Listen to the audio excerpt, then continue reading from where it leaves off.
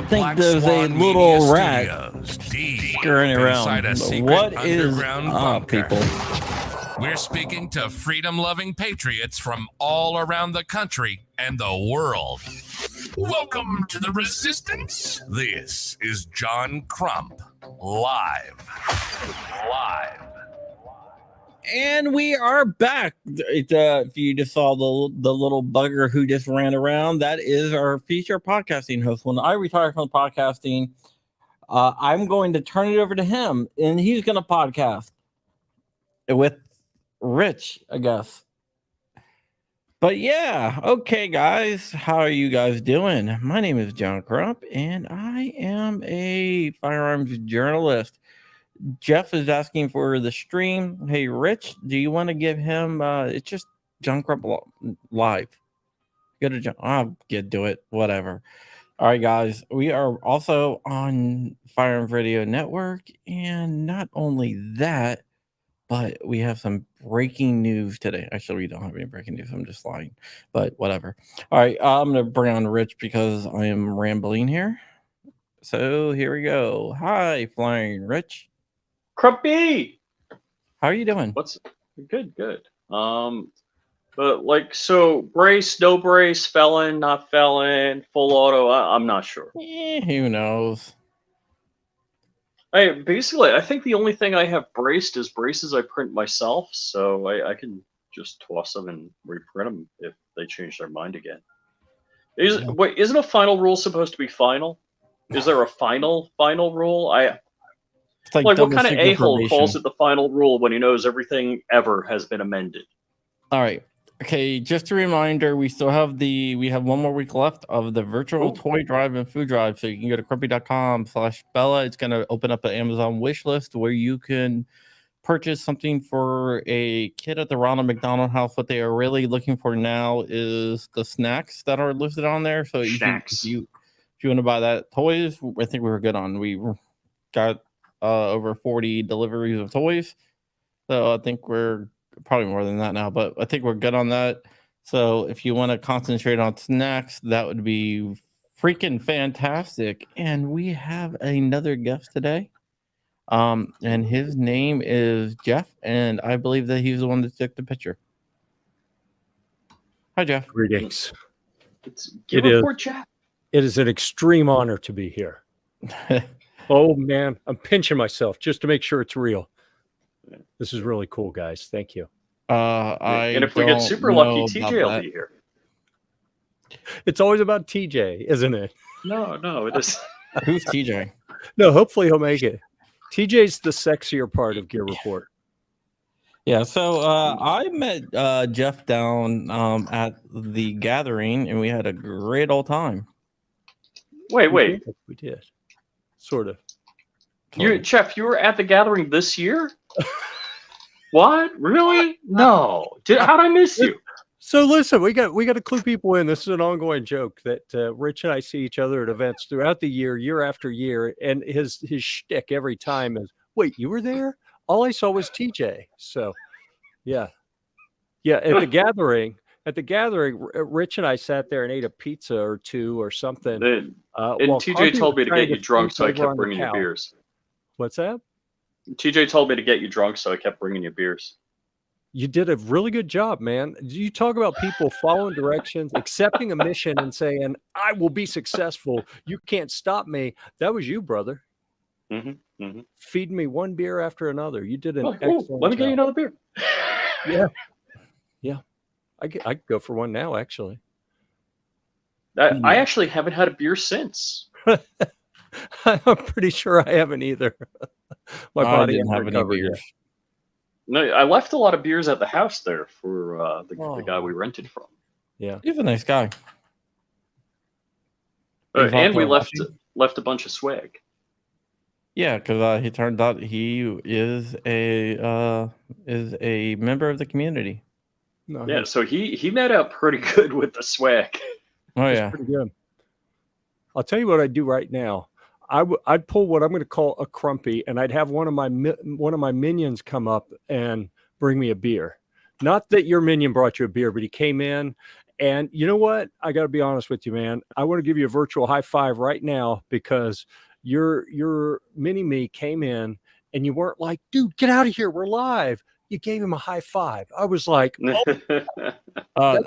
right sometimes he'll stay for the whole podcast. Crep's all about family. Yeah, you're doing something right. Family is probably the most important thing to me. Yep. That's why we don't do a show on Friday, because Crump's a den mother on Friday. No. Fridays I just hang out with my family.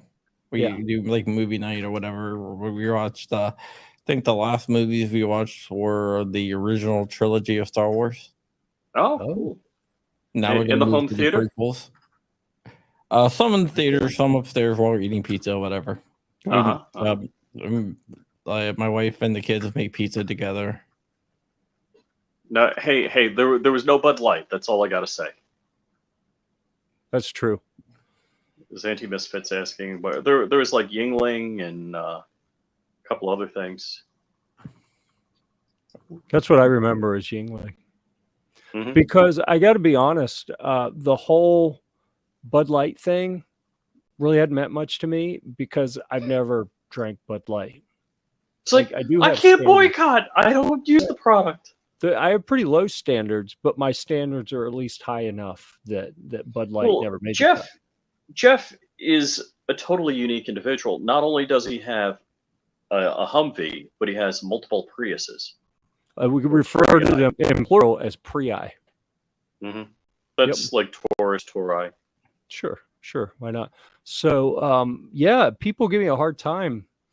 They're like, I don't get it. And like, well, the Humvee's so over the top with the shield and the machine gun on top. And I've got a mount for the machine gun in the back and one for the door. So we can run like 3 mounted machine guns on the Humvee. And, that's so over the top. They have to balance it out by having a small fleet of Prii to kind of offset it. So, and how do the neighbors say, "Oh, just Jeff"? Were you the guy that everyone was posting driving down with the Prius? Not the Prius, with the big truck with the machine gun in the back. Probably not. No, there was like some big rednecky dually with a machine gun in the back. I think that said was Texas. I think it sounds cool. Like, welcome to Texas.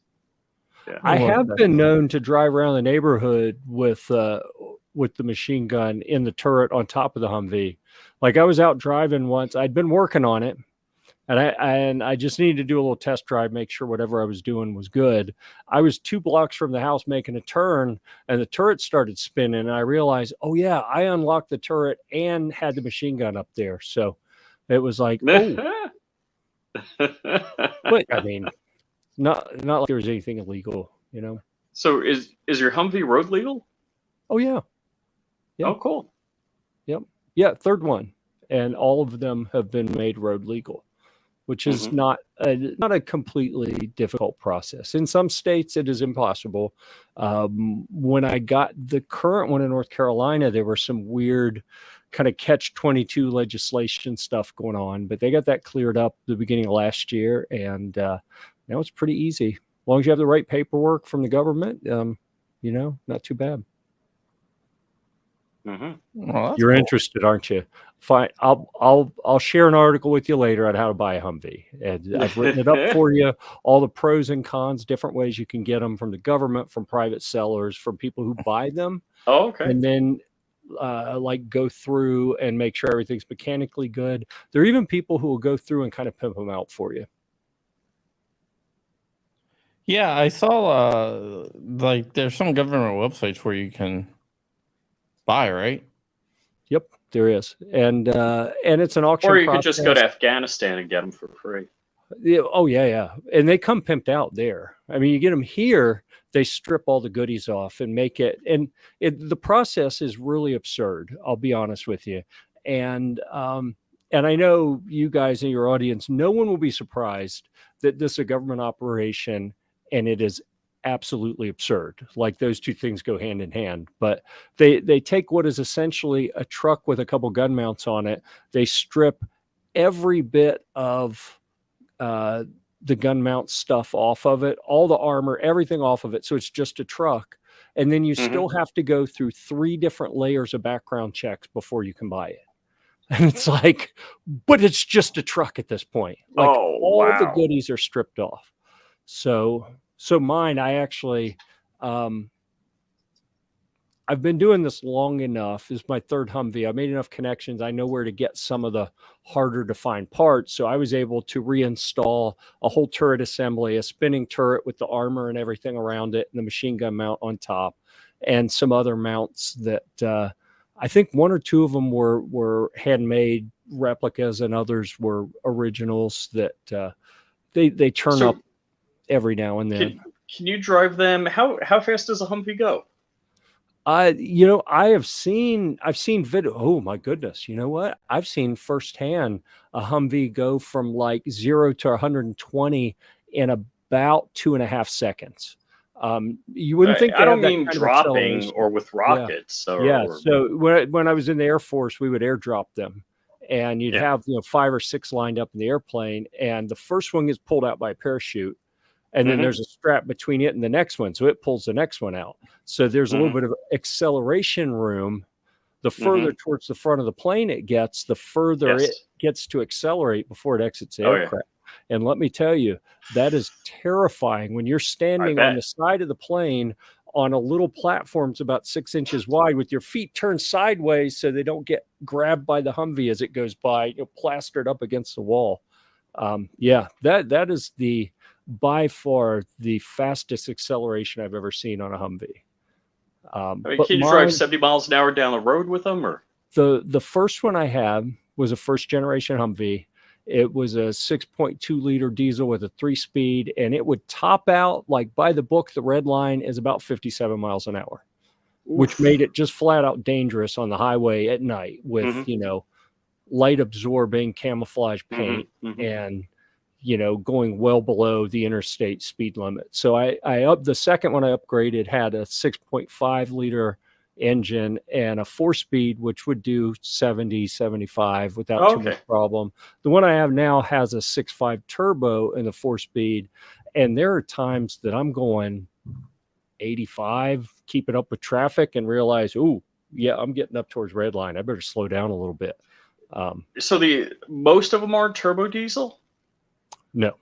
Certainly the first 2 or 3, probably first 2 generations of Humvees were not. Actually, the first 3, I think after that, they started to. 4th and 5th generation have a turbo. Because most passenger vehicles that are diesel are turbo diesel. It just makes them much more drivable. So what kind of mileage do you get on the turbo diesel? I have no idea. Why in the world, if you're doing something like that, why would you even bother? I'll tell you why I ask. Because my GMC Envoy with a 4.2 liter straight 6 gets 16 miles to a gallon no matter what. That's pretty good. And I'm like, well, I mean, I talk to other people. I was like, oh yeah, I got a 350 V8. I get 25 miles per gallon. I'm like, how can that be? I think so. A Humvee has the aerodynamics of a brick. That's it, for real. And if I have the gunner shield up and the armor around the turret, I'm probably lucky to get 8 or 9 miles a gallon. If I take all that off so the roof is a little flatter, then I may get 10, 12. Probably. You see the guy, is it Jerry Rig Everything on YouTube? He electrified his Humvee. I did. I saw it a little bit. Like we've talked about some of the other things like 3D printing. There are a number of different interests that stuff that I'm fascinated by that I just go, you know what? That's a rabbit hole I'm not going to get out of if I go in it. So I just have to like cold turkey, not even look at stuff. And that's one of them. I mean, that I was it's like, funny. I'm looking around the first thing I 3D printed. I can't show you, but so here's a case for my drone. The arms aren't folded up, but downloaded somebody's design, printed it. Pretty cool. Yeah. I did a upper receiver for my ARC 9mm in carbon fiber nylon. So that's pretty cool. That's neat. And there are other parts I can't show you. Top secret. Yeah. But Jeff, we didn't tell the people who you are. You're Jeff from Gear Report. That's true. And Yeah. and you review products, right? Yeah, well, I try to be as cryptic as possible. Gear Report. So we report on gear, and I left it. That's just to increase the stuff you get for T&E, right? Sure. Well, I wanted it to be very generic, so I wouldn't be limited. Because fun fact, it started out, in 2008 maybe, as Jeff's kayak reviews, and I had a big boat that we kept at a lake, and we would go up and spend the weekends on it. And we had kayaks to take the dogs to shore so they could do their thing. And I said, you know what, I'm going to make a channel around this. And take dogs to shore. And what's that? A channel, not that kind of channel. But I was playing hockey at the time, and I blew up one of my shoulders and had to have surgery. And kayak paddling is kind of hard when you have your shoulder for sure plastered to you in a sling. So I said, I got to come up with a generic name that will let me do all sorts of stuff. I was like, well, gear is about as generic as you can get. You could have gear for anything. So I had a list of about 27 different potential URLs, and Gear Report was the best one that I could find that was available at the time. So, and it served me well in that idea of, being able to do all sorts of different things. Like we have on YouTube, we have the main Gear Report channel, the OG Gear Report channel. We have Gear Report Firearms. We have Gear Report Camping. We have Guitar Gear Report. We have Humvee Gear Report. We have Swimming Gear Report. I think that's 6. I have Sailing Gear Report sitting in the wings. I don't have time to deal with it because I was doing video for one of the biggest small catamaran sailing channels a couple years ago, and thought I'd really dive into that, but I have not figured out how to clone myself yet. So I had that's what I was going to ask. Is you're a one man, like me, Crump, Dark, it's all us. Like we're doing the editing, everything. Yeah. I've created over the years, I've created about 65 different author accounts at Gear Report. So gearreport.com, gear-report.com is the main website. And we're really primarily a long form written review website. We do, YouTube, we've got a live show we do on Thursday nights, we do a variety of different things. Which is appreciated. Yeah. So we do a lot of different things, and we have a pretty big team, probably active at any given time. We'll have 8 or 10 people, and people just kind of come and go. And we got a few people who submit some content, once or twice a year. We have others that, every month they're putting a couple articles in, and some people who just do videos, some that just do written, some that just come on the live show with us. So we do all kinds of stuff. So is Gear Report a hobby, or are you making money at it? And you can tell me none of my business. It's been my full-time gig for a few years. Oh, okay. Oh, cool. Probably the first 10 years, it was. Interesting story. How it started was I'd been in pharmaceuticals for a number of years, and I'm into pharmaceutical. Oh, not that one. Right. So I realized at some point that it was going to give me a heart attack. The high stress work environment that I was in was a little much for me. I said, I got to get out of here. And so when I left that industry and went to a little marketing agency, and that marketing agency managed affiliate programs for brands. And I needed to learn more about how that worked. That's why I built a website, is so I could be an affiliate of brands and I could understand how that whole puzzle worked. It was really just supposed to be a little sandbox to play in. And over time, that grew into Gear Report, and, the website started getting a little traction. And next thing you know, I was spending a lot of time working on the website, and actually worked it into what I was doing with that marketing agency. And then actually ran a marketing agency for a year or two before I said, you know what, this Gear Report thing's getting some legs. I think if I do it full time, I'm going to be able to kind of crack the potential a little bit. And cool. And we're getting there a little bit. So I was excited. I saw you post a YouTube short with the Creality K1. I'm like, oh, Jeff got a printer, Mhm. but Yeah. that wasn't you. No. That was actually one of the original contributors at Gear Report, who's been Oh, okay. missing for several years. He had family stuff, but now his kids are out of the house. He's got a little time, and he has come back.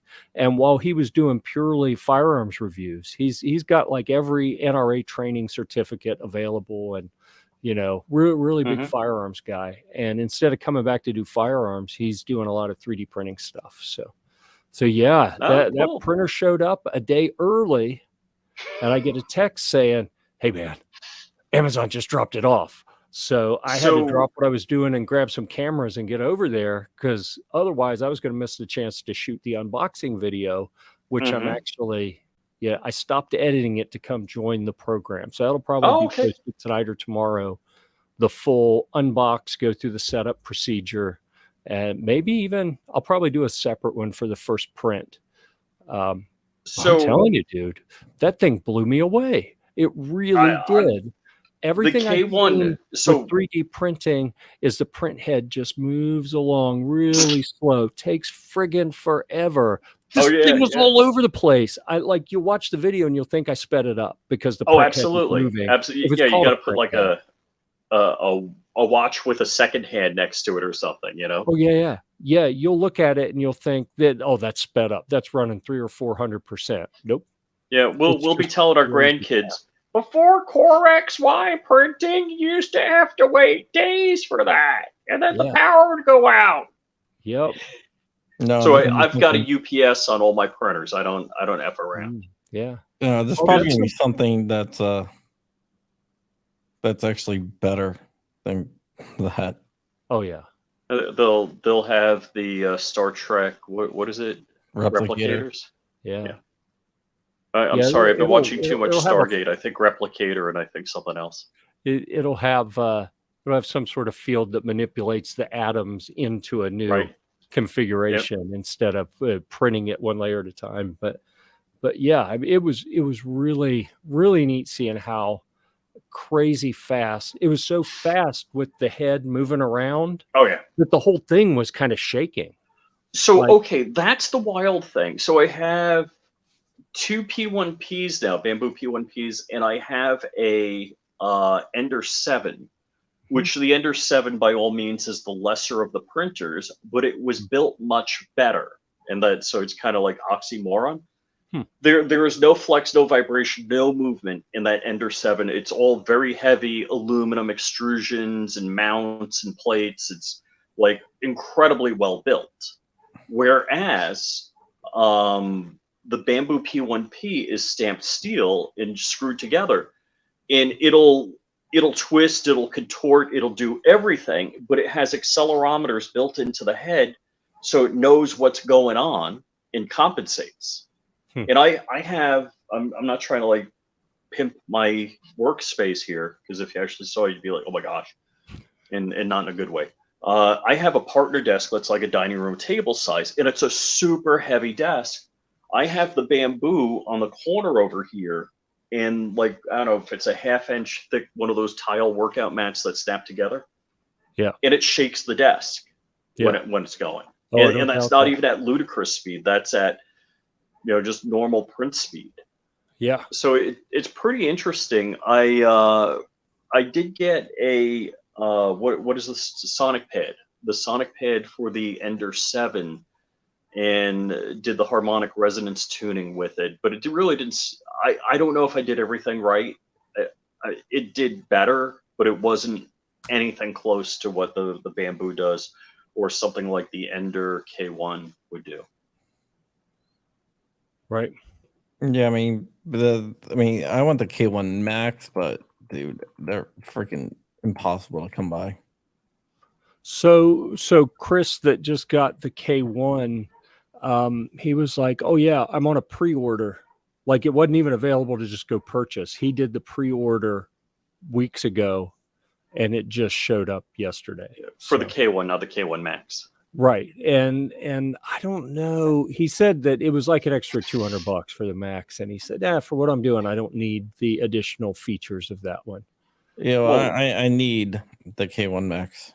Crumpy wants to print cosplay helmets that would actually fit his head. So Wow. he does need the backs.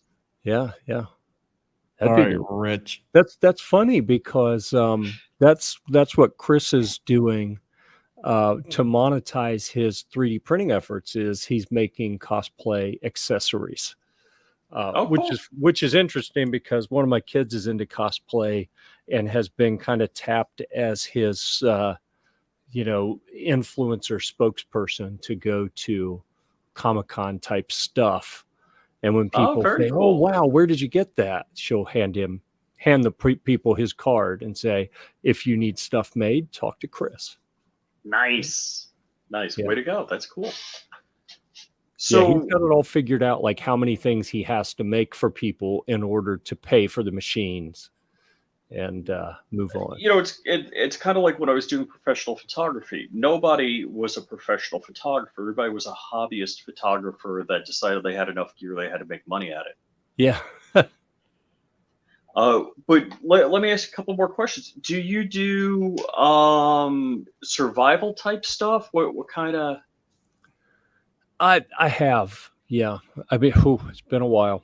Oh, and it's funny you say that. I was supposed to go grab something before we went on the air, and I forgot to. I'll talk about it though. And so Jeff and I talked a little bit beforehand. I've been talking to Dark about this. And as much as Dark and I talk about preparedness, and I think we all have some level of preparation. Of course, you can't prepare for everything. Yeah. I'm like, wow, I got to get books on how to fill in the blank prepping, survival, whatever. Yeah. And I want to know the best books. And we were talking about, actually, I lost the browser tab, had it open. Dark and I were talking about the, is it SAR training? Airman SAR training or something like that? Yeah. Yeah. So I went to the U.S. Air Force aircrew survival training, which is really a couple different parts. It kind of assumes that if you're in an air crew and you find yourself in a survival situation, something bad has happened. So you've got the components that involve the bad guys, like so Siri is what: survive, escape. Oh, okay, that's survive, evade, resist, and escape. So you cover all those different things. You're surviving the incident, which in the Air Force would likely be a crash. Evading capture. If you get captured, resist whatever they're trying to get you to do. And then, every captive, military member's duty is to attempt to escape. So that was part of it as well. So yeah, we went through that whole thing, but I was a Boy Scout growing up. So one thing that I have here, you want to talk about a decent book, depending on what kind of survival stuff you're looking for. If you're talking about, lockdown in your house and survive in place type stuff, the Boy Scouts of America field book may not be of the most use to you.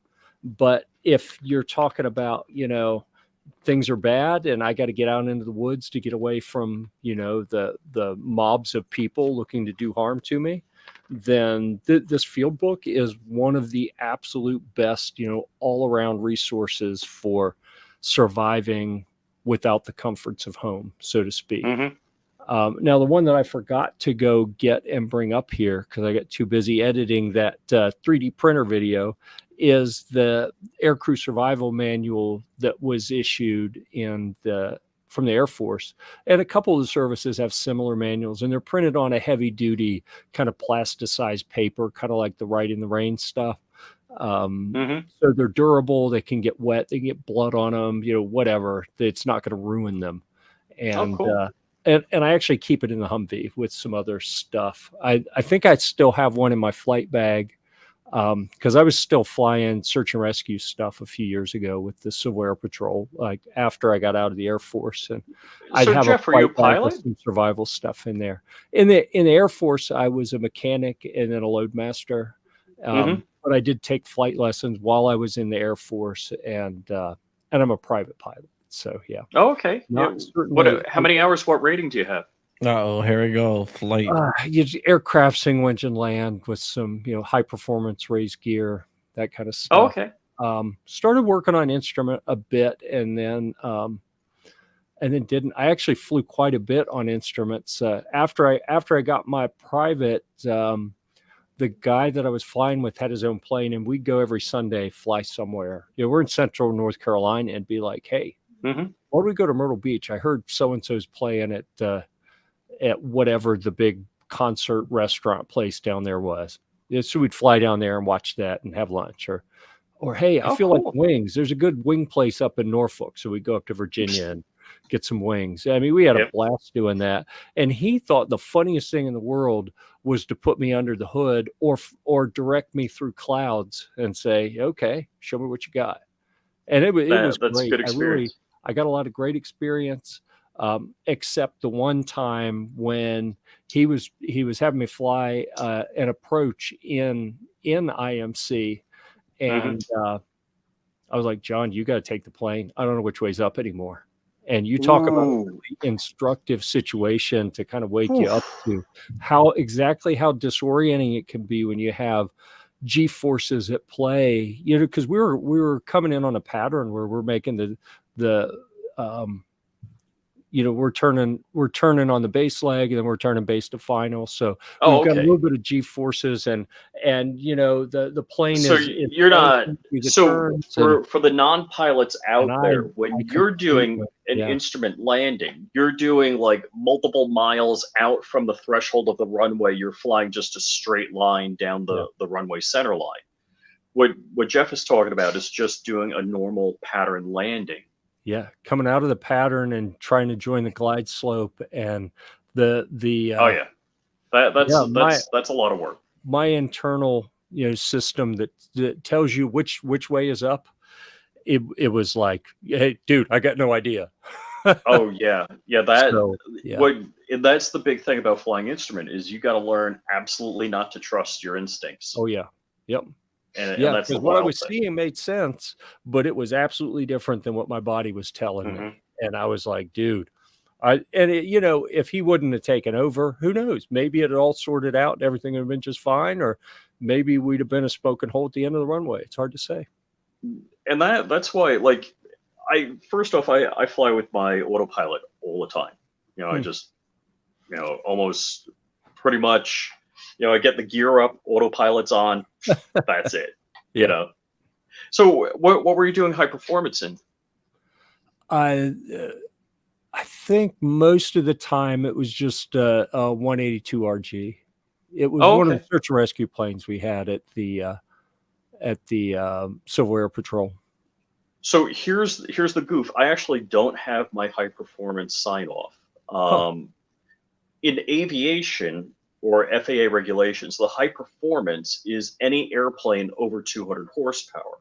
Has nothing to do with airspeed or performance. Yeah. My 150 horsepower plane cruises at 150 knots. I can do 175 knots in certain conditions, but most 200 horsepower planes fly slower than my plane. Yeah. And it's very interesting, some of the regulations. But again, how do you write a regulation that covers things correctly? Right. And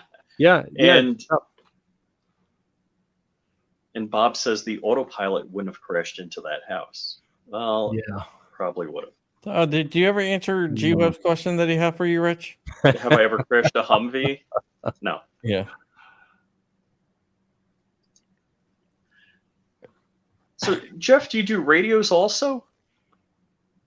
Radio? Like shortwave and stuff like that? I try not to. No. Oh, yeah? That's another one that I started to get sucked into. I was the emergency services officer for the Civil Air Patrol squadron I was in. Oh, geez, it was 20 years ago at this point. And, for running command and control nets for incident control, they were really wanting me to be fluent in all things radio.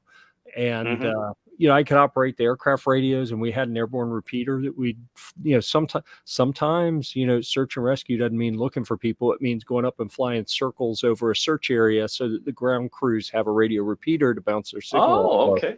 Oh, that's cool. I could operate that stuff. And I've done a little shortwave stuff, but I have really tried to stay out of that rabbit hole. because my ADD, people sometimes ask about, do you suffer with ADD? I'm like, no, I have a freaking blast with it. But it also means that it means that I oftentimes get way too obsessive about things to the detriment of everything else. And the radio stuff is another one of those that I was like, yeah, I got to be careful not to get too deep down that rabbit hole. Because that's what I figure. I'm probably going to break into the Baofeng and, what is it, the 8UVR or something like that. Something like that. I mean, I've got 5 or 6 of them, but I don't, do anything with them. You're not totally geeked out on it. Well, I got them for use. I do a lot of stuff with the Boy Scouts, and back when I was going to summer camp every summer and spending a week with my son's troop, they had some sort of what's it called, FCC waiver for the frequencies they used inside the camp. So I bought radios for all the adults in my son's unit and programmed them to use just the frequencies that were allotted to the camp. So, and what I was told is we were legally allowed to do that without having a license because we were only using them on scout property with their assigned frequencies. And so I've got like 5 or 6 of them because we had a bunch of adults in that unit, and we'd pass them out to everyone and be able to talk to each other because there's no cell phone coverage out there. So that's the extent that I've done the radios like that and talking to ground control and center and whatever up in the airplane. I missed G-Web's comment. He said in his opinion no one needs that many knots. 150 is a lot of knots. I'd say it depends on where you are.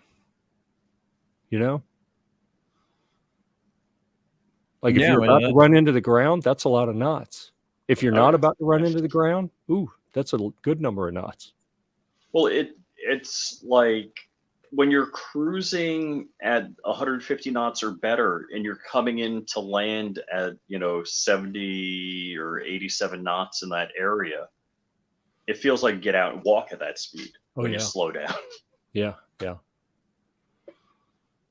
I'm nodding my head as if I've been in, operated planes that cruised at that speed. So I have not, but I'll tell you the funniest thing that I felt the most insecure at was I have like 400 hours in Cessnas, and the majority of that's in a 152, and it was an upgraded engine. Was it a 235 or something like that? Called a Sparrowhawk, if I remember correctly. And the performance numbers on that were good. And then when I went to a 172 and it was like, I don't know, 8 or 10 knots faster, I was like, oh my gosh. Right. Yeah. I was totally blown away by the performance difference. Yeah. I was determined that I was going to own an aircraft. That's something you and I've talked about a couple times. And at one point, I was going to get like a little Pitts special, air show plane. And we wouldn't be talking right now if I'd done that, because I am pretty sure that I would have burned in somewhere by now. Is that the Doctor Killer plane that? No, a Pitts special. That's the biplane you see everybody doing aerobatics in. It's a tail wheel. It's super easy to ground loop. It's incredibly maneuverable.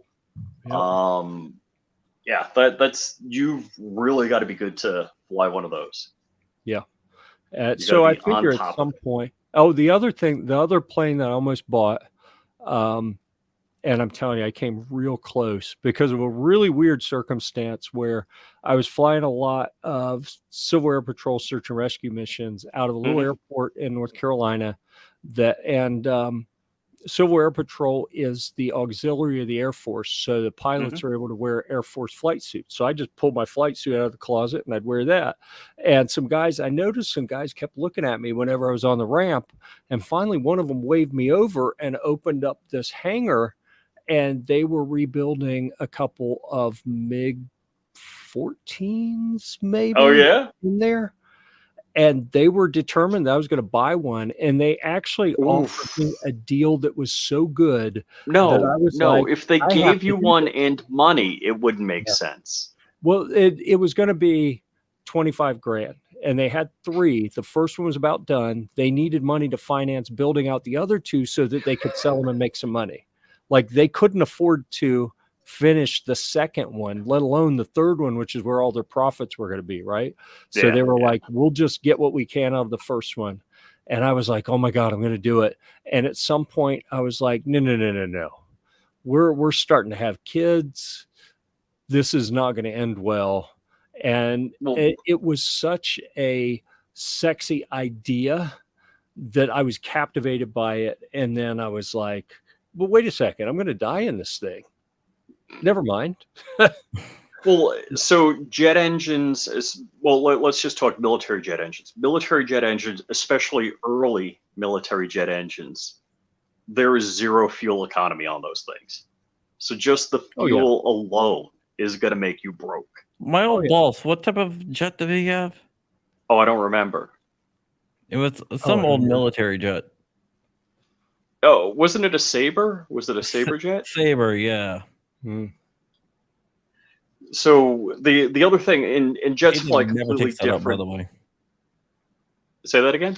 He hardly ever takes that thing up. So jets have efficiencies at higher altitudes. So the engine performance doesn't drop off like a piston, and the mileage gets better. And so the Raven says, you mean ME-262? Forget that stuff. Forget that stuff. There's probably like model airplane jet engines that put out more thrust than the ME-262's engines. I think I did the numbers. A 777 engine, so a 777 is twin engine, has more. The single engine has more thrust than the 8 engines on a B-52. Wow. Yeah, I don't doubt that. So and there's all sorts of interesting numbers on the B-52 and how they're talking about that plane's going to fly for 100 years. And they're re-engining it, but they're still doing an 8-engine setup because and then there's talk about converting other planes like 747s to do similar missions, but they don't have the wing loading, etc., that the B-52 was designed for. So there's a bunch of reasons where both financially, economically, aerodynamically, all that kind of stuff, engineering-wise, the B-52 is the right solution. Where you would think a plane as old as it is. And talking about old, so Jeff, you want to feel old right now? The F-117, I think, is 40 years old. Yeah. I remember when they rolled that out when I was a little kid, man. Yep. Rich was middle age at the time. Thanks. So the plane that I was on in the Air Force I actually got out a year early because my squadron was switching over from the C-141 to the C-17, and they needed to shed a few positions, and I was like, pick me. And so they let me out early. And cool, because I had a civilian career that was getting started, and I was about to get married. I said, now's the time. And but anyhow, I mean, you talk about something that make you feel old. You go to an air show at a military base, and for any kind of veteran in the Air Force, it's like, okay, I get to go see my plane again. Well, within a year of getting out, my plane wasn't in service anymore pretty much anywhere. Like, I got out because it was going out of service, which means I could go to air shows, and it made me feel ancient that my plane wasn't even there. So yeah, that was a little rough. But I'll tell you, the clear sign, you'll know, I would like to think that I'm not much of a braggart, that if I hit it rich somehow, when I hit it rich, I won't like post about having tons of money, but you'll see me show up in an F-16.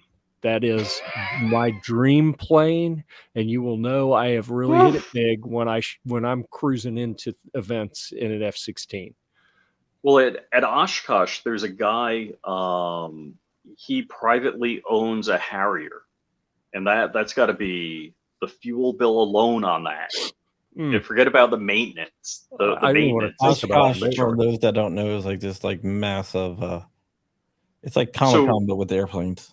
So it's always in the last week of July, and it's actually the world's busiest airport for that week. There's more takeoffs and departures at that airport than any other airport in the world, and typically 1/10 of the world's airplanes go there. So it's crazy. I mean, every kind of airplane you'd ever imagine is there. Yeah.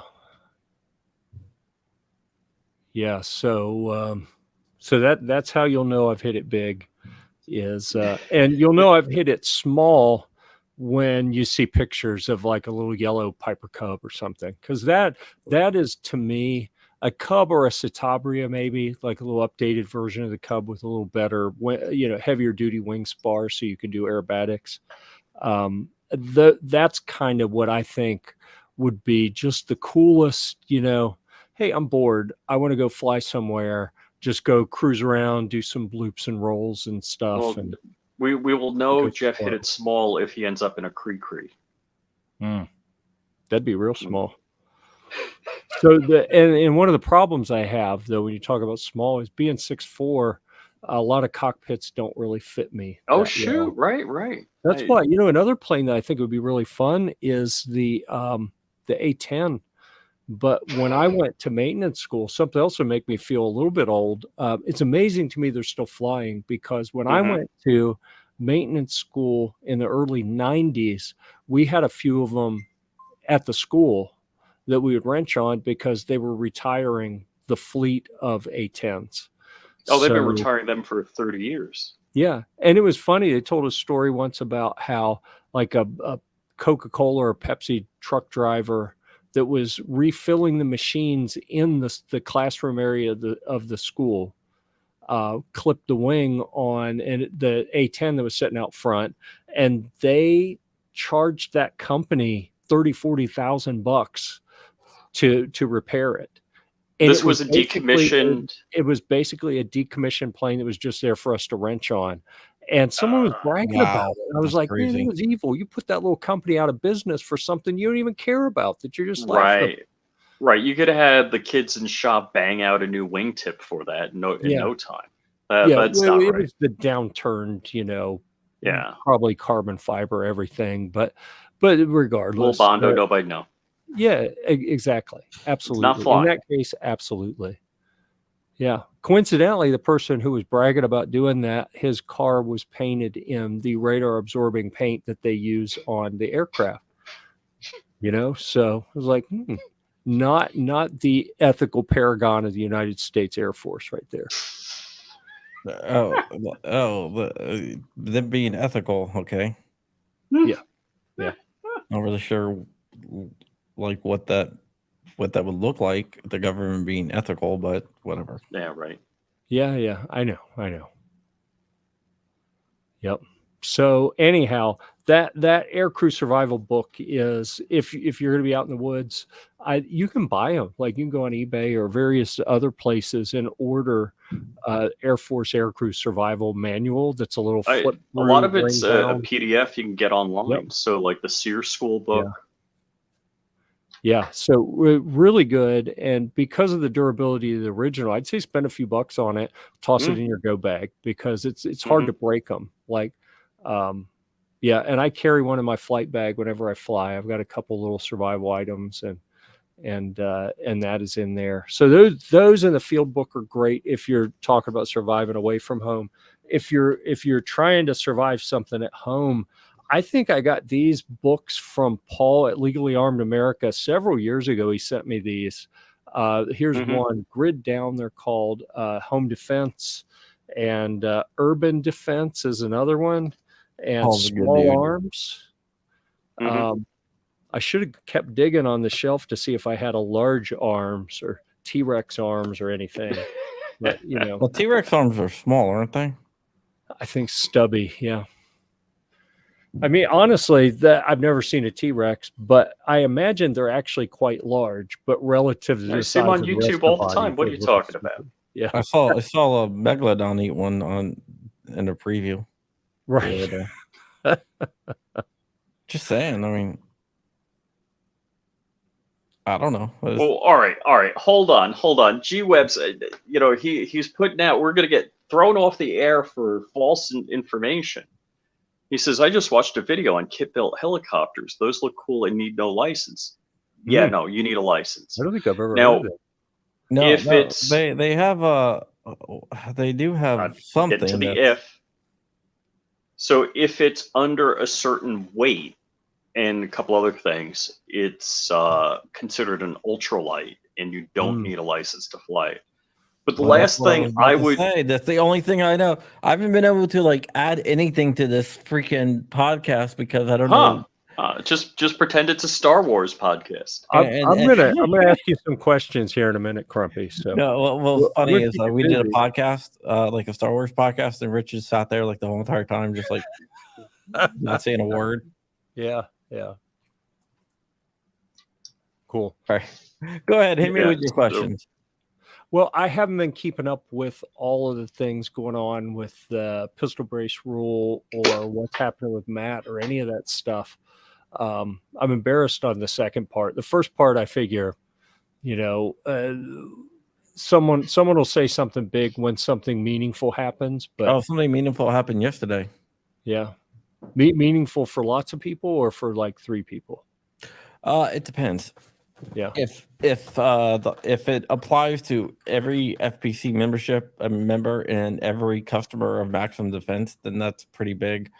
I do think that we're gonna get some type of ruling probably tomorrow or Friday at the latest.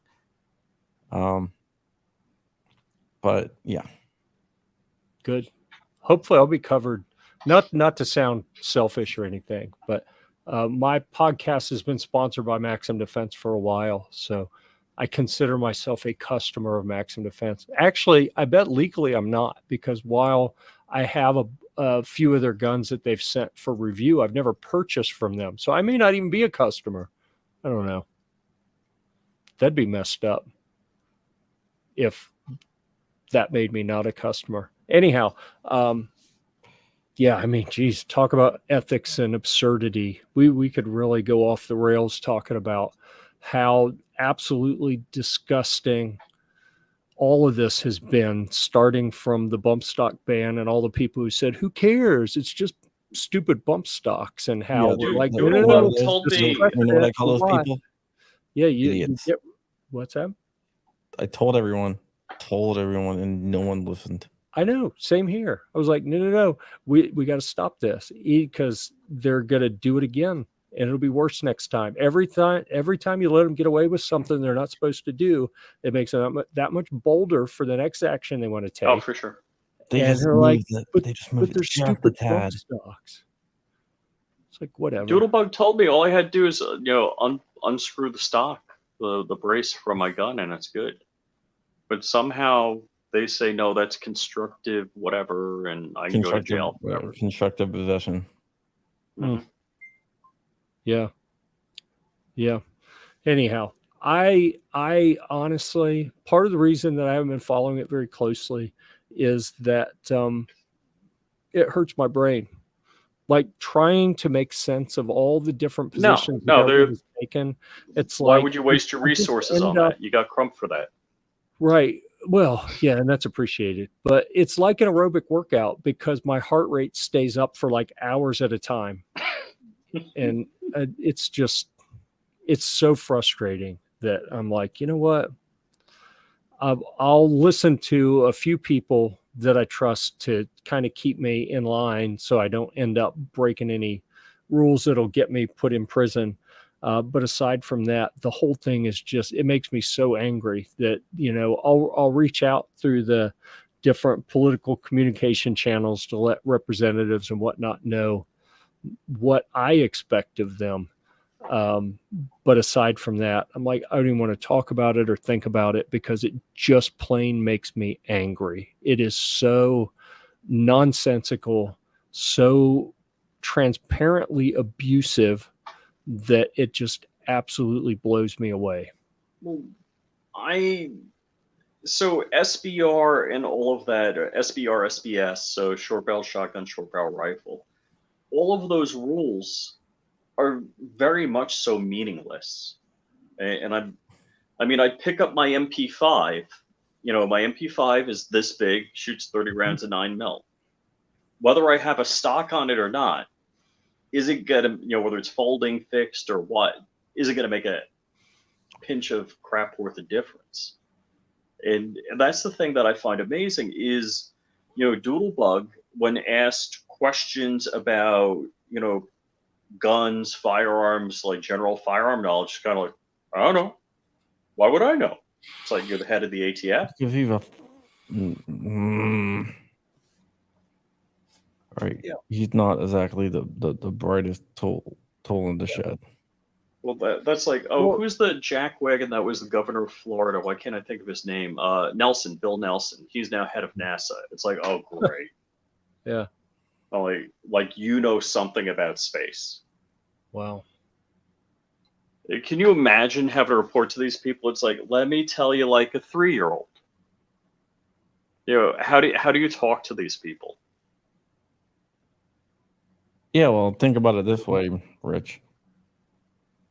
Becerra is like the head of what's he? The CDC or what is he the head of?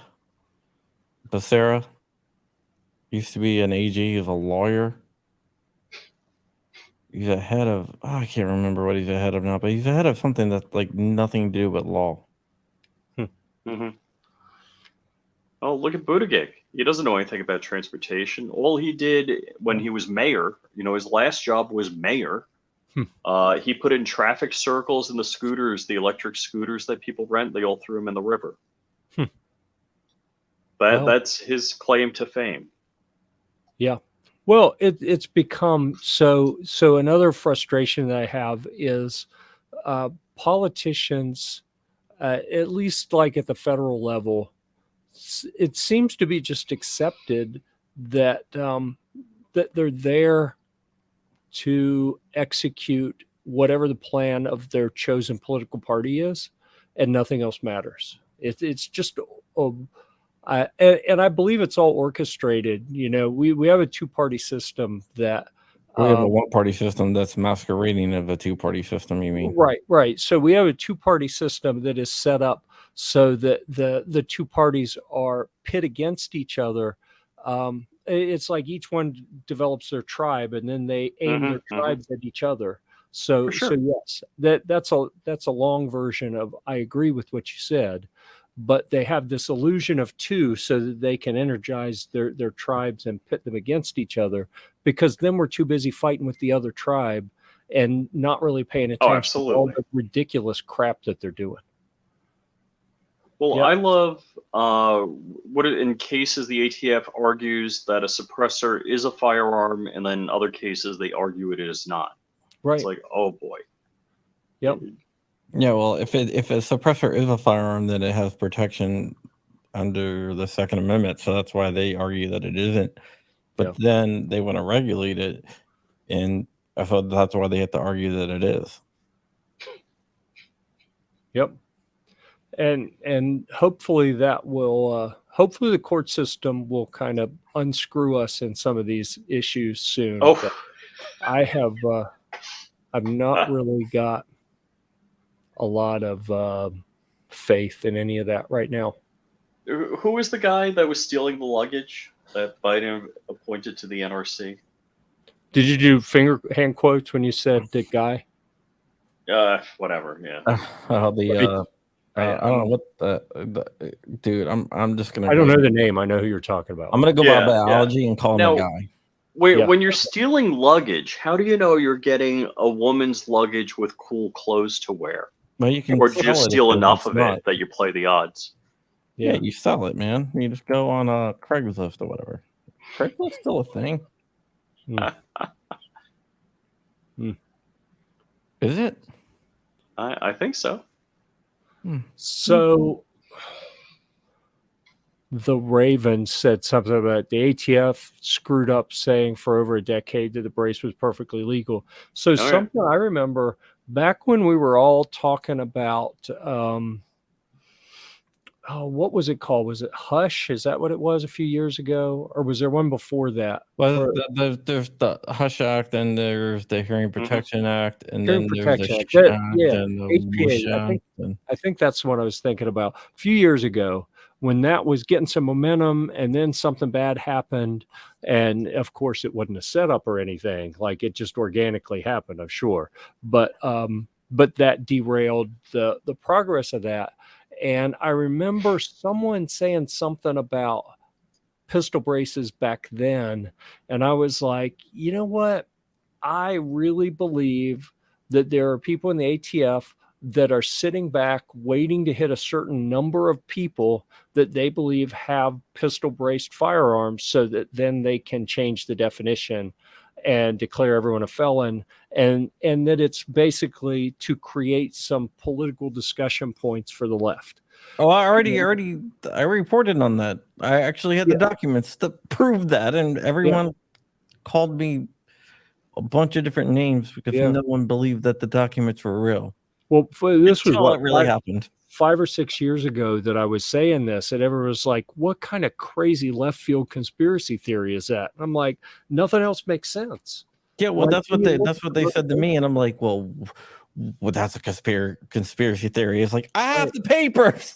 I have the emails. Yeah. Like, come on, man. Got the freaking emails. I have pictures from the meetings. And I actually did do that. I actually had pictures from inside the meeting. Wow.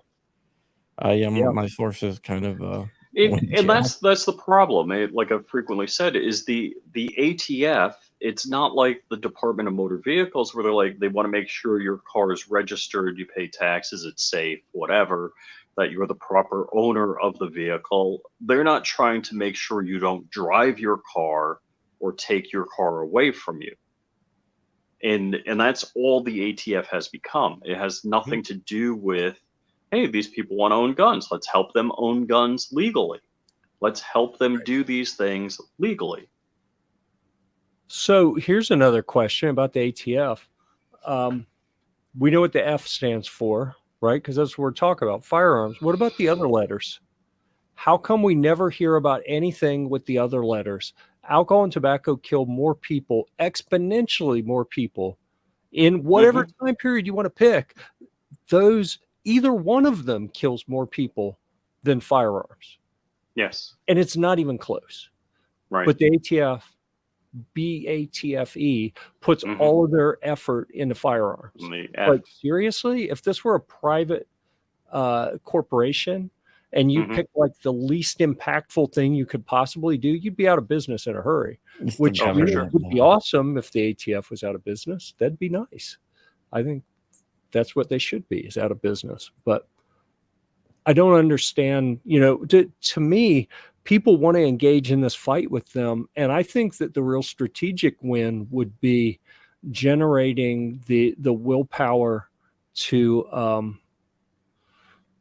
make them pursue the other things instead. Like, you've only got so many resources, go put them towards the things that are going to make a bigger difference, like alcohol and tobacco. And I don't think they'll have the political drive to do that, because that's not going to win anyone elections. But like, you want to tell me it's about helping people, keeping people safe? Why the hell are you focusing on the least impactful of the things you're responsible for, putting millions, maybe billions of dollars towards the thing that has the least impact? That makes so little sense. It's not even funny. Yeah, you're right. But I think that would be a good, if we could figure out how to rally around making someone take a stand. Like, wait a second, no, seriously, if we can put those resources towards alcohol and tobacco, we could save so many lives, and it would be so many more than you could possibly save by anything firearms related. That it's an abject failure that we are in the discussion that we're in. And if I were running the ATF, I would be humiliated when that realization hit me, like I could save so many people if I put the resources I have available in the place that would have more impact. Yeah. Ron DeSantis officially launched his presidential campaign. I can actually talk about the picture that I showed Rich earlier. Oh, I thought it was happening like 8 or 9 o'clock on Twitter. Oh, whoops. So it has not happened? No, but sounds like it's out of the bag there. Yeah, it is out of the bag, but I showed Rich some pictures that that's not supposed to exist right now. Yeah, you're embargoed. That's all right. I'm not embargoed. It was shared by a friend. Okay, so yeah, I don't know. He seems like someone who has a little bit of sense. So I'm going to call that a good thing that he is officially going to be in the conversation. Yep. So my only beef, I want Donald Trump over DeSantis because Trump makes the left matter. Yeah. It bans commonly used accessories. Yeah. So my issue with him is that he has been a Democrat his whole life. Yeah, you're right. You are right about that. But he's other than bump stocks, he did pretty good, and I know I'm throwing the 2A community down a hole on this one. But yeah, I think DeSantis.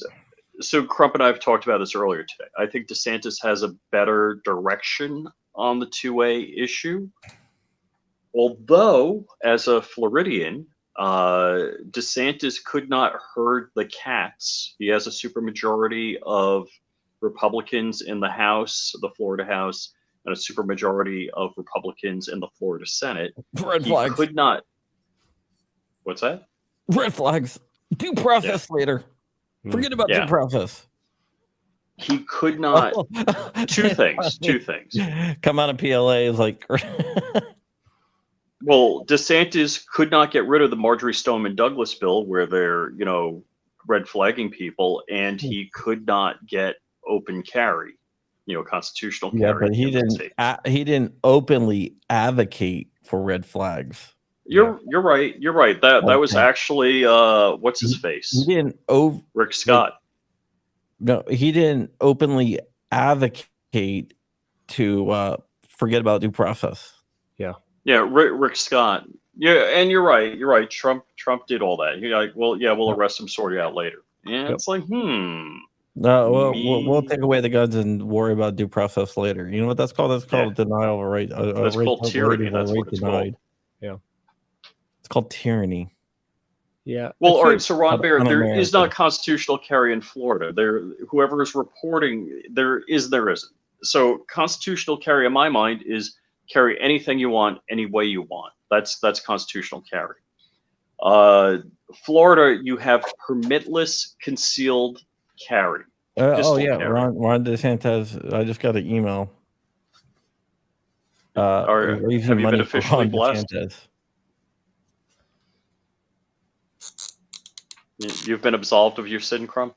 Yeah, it's official. So now that he officially entered, so I had pictures of all the Ron DeSantis stuff that was the Ron DeSantis swag, the Ron DeSantis swag that they were going to be coming out and everything else like that.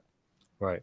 So I showed Rich. I was like, "Hey, Rich, look, here's the Ron DeSantis stuff that they're going to be coming out with. Here's their logo. This is."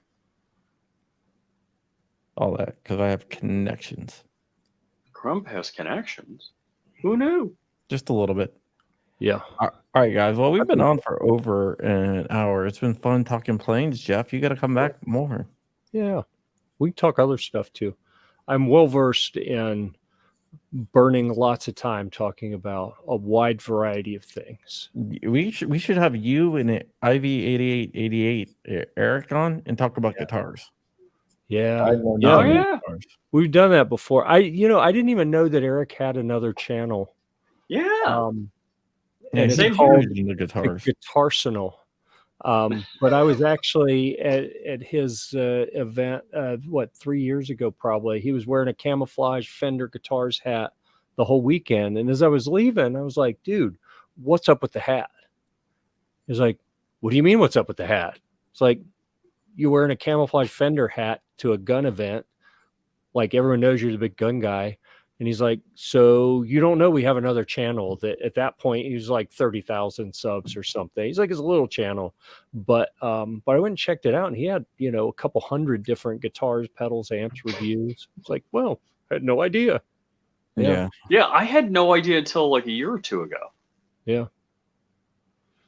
Almost But he made a really neat point. He said, I run a video production company. I just happen to do gun content. I can do any kind of gun. I can do any type of content.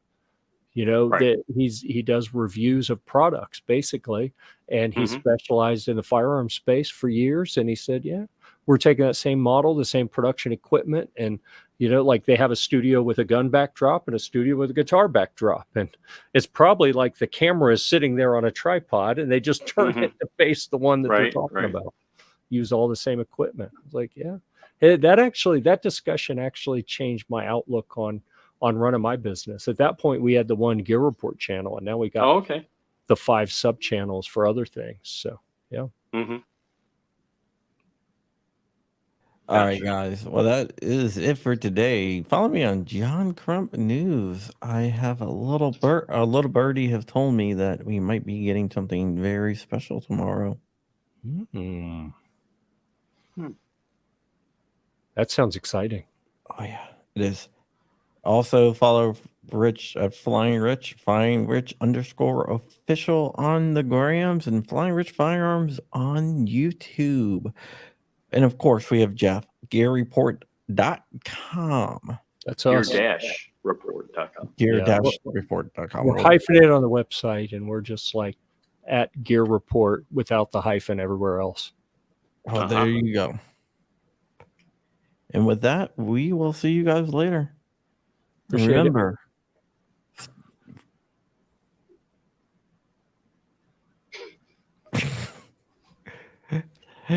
All right. Thank you guys so much, and we'll see you later.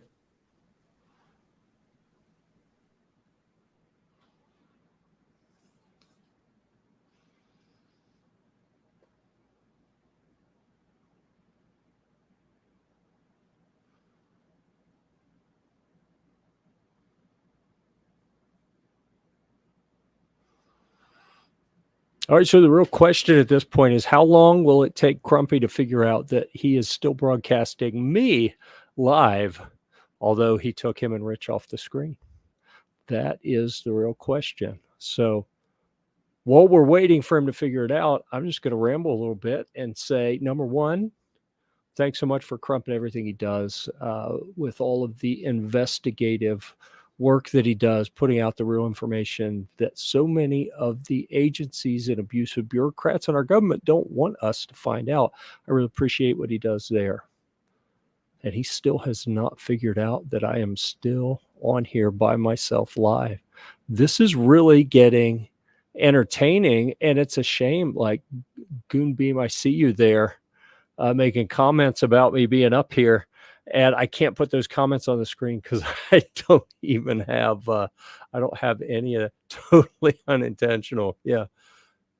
Well, I'm going to assume that means someone has figured it out now. So feel free to cut me off whenever you like. But I do appreciate the additional platform you gave me to say nice things about Crumpy and Flying Rich. Great people. So thanks everyone for tuning in to them.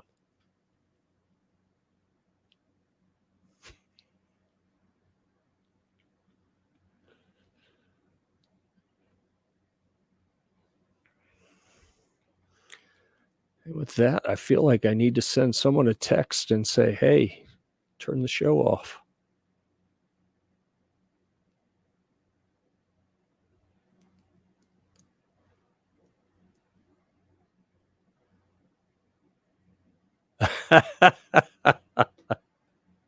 All right.